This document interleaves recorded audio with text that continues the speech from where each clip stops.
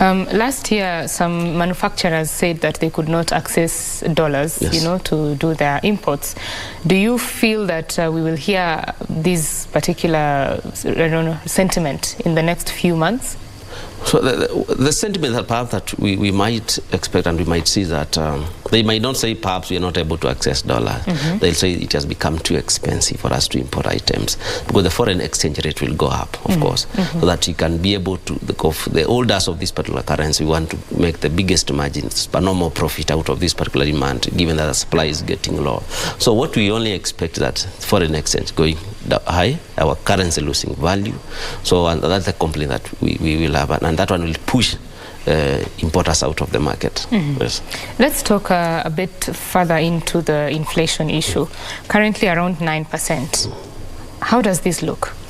It's quite bad. I think we've had the high of 8.8, now 9 is becoming a new record that we are seeing. It is quite terrifying, quite scary.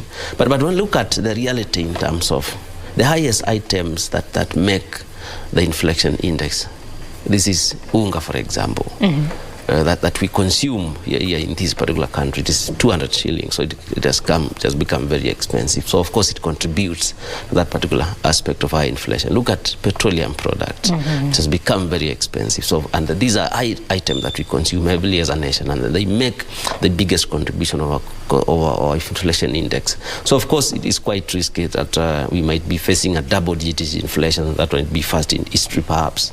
Yes, but of course we think there are mechanisms that the government will try to see, because when the new government came into power, they say they are going to scale, they are going to the new project, they're not going to fund any extra high expenditure projects, so that they're able to cushion the inflation rates. But when we see an inflation of 9-point-something%, so we are of 9-point-something inflation points, meaning we are going to double. So the government needs to sit back and agree.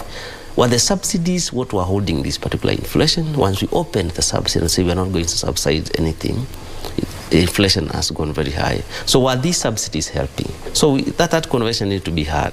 It needs to be discussed and see whether the inflation would bring things down, because we need to cushion the public in terms of consumption cost.